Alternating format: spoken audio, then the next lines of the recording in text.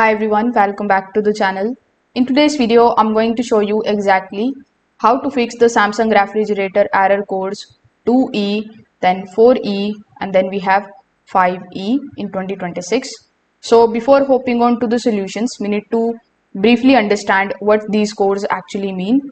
So here, as you can see in this particular image, the 2E error is relating to fridge temperature and sensor issue.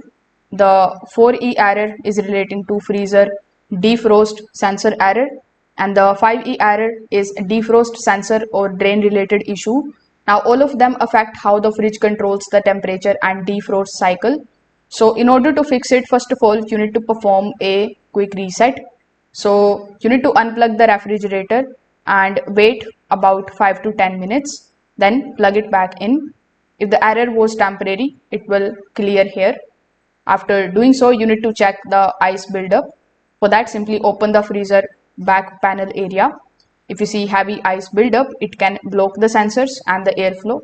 So defrost the fridge completely to restore to the normal operation. Now you need to make sure that the vents inside are also not blocked by food. The poor airflow causes incorrect temperature readings, which can then trigger these sensor errors. Now sometimes a loose door gasket can also let the warm air enter, and this can also create excess moisture and ice, which then affect sensors readings and defrost cycle. So you can try and keep all of these things in mind in order to avoid these errors, or if you are having these errors, you just have to simply try to fix this. If this video helped you out, make sure that you like this video and subscribe to the channel. Thanks for watching.